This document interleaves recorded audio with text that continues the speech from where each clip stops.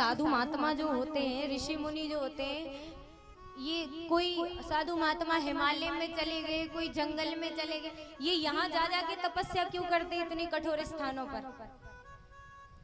क्योंकि वहां कोई सुख नहीं होता है, सुविधा नहीं होती है। जहाँ शरीर को कष्ट मिलेगा वहीं भगवान का भजन प्रबल होगा। शरीर को जितना सुख में रखेंगे उतना ही आलस आएगा। इसलिए ऐसे स्थान पर पूजा करो जहाँ सुविधा नहीं हो, सुख नहीं हो। तो महाराज जोर जोर से पैर पकड़कर रोने लगे आत्मदेव जी। साधु जी ने पूछा, क्यों रो रहे हो, क्या कारण है? आत्मदेव जी ने बताया, आप तो योगनिष्ठ साधु हैं, त्रिकाल को जानने वाले हैं, अंतर्यामी हैं, आपसे क्या छुपा है? आप पूछ रहे हैं तो हम बता देते कि हमारे जीवन में किसी भी प्रकार का कोई दुख नहीं है, लेकिन सबसे बड़ा दुख ये है कि हमारे कोई संतान नहीं है। धन समृद्धि है हमारे पास, ऐश्वर्य है, पत्नी है, घर है, सब है, लेकिन एकमात्र दुख ये है कि हमारे कोई संतान नहीं है। कलंक लगा हुआ है हमारे ऊपर।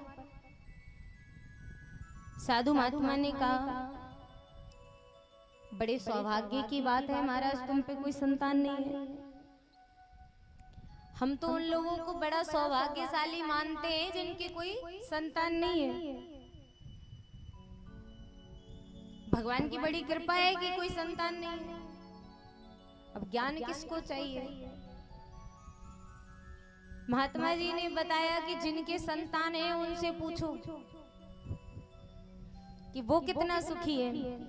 कुछ ना कुछ झंझट उनसे लगे ही रहते हैं।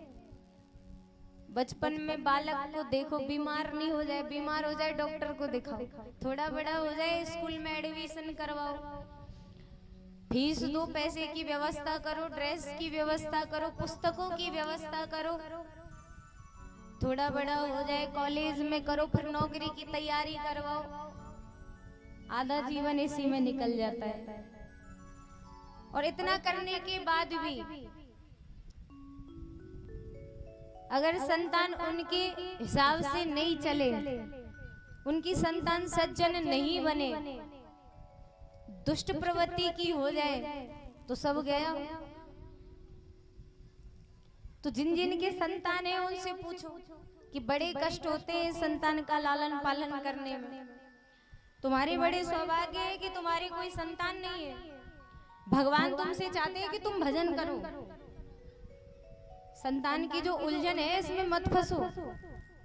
तुम्हें संतान भगवान ने इसीलिए नहीं दी कि तुम भजन करो, एकांत में रहो, अकेले रहो।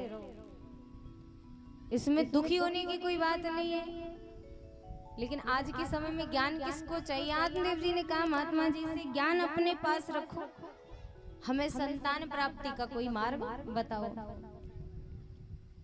ऐसा सौभाग्य हम नहीं चाहते जिसमें हमारे संतान नहीं हो। बार बार हट करने लगे, महात्मा से कहने लगे, यदि आज आपने हमें संतान प्राप्ति का मार्ग नहीं बताया तो आपके ही चरणों में सर पटक पटक के अपने प्राणों को हम त्याग देंगे।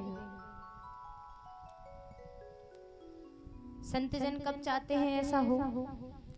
करुणावश साधु महात्मा ने देखा कि अपने प्राणों को त्याग ही देंगे, नहीं मानेंगे, हट पे बैठे हैं। करुणावश महात्मा ने उन ब्राह्मण को एक फल दिया। महाराज अपनी योग शक्तियों के प्रभाव से एक फल प्रकट किया और आत्मदेव जी को सौंप दिया। उन्होंने बताया कि इस फल को अपनी पत्नी को खिला देना, कुछ समय बाद तुम्हारी पत्नी से एक संतान प्राप्त होगी, एक पुत्र प्राप्त होगा।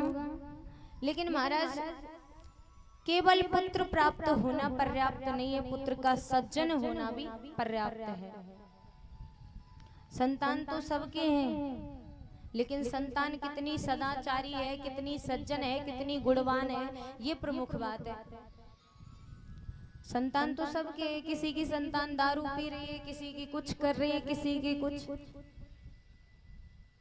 लेकिन संतान होना केवल पर्याप्त नहीं है।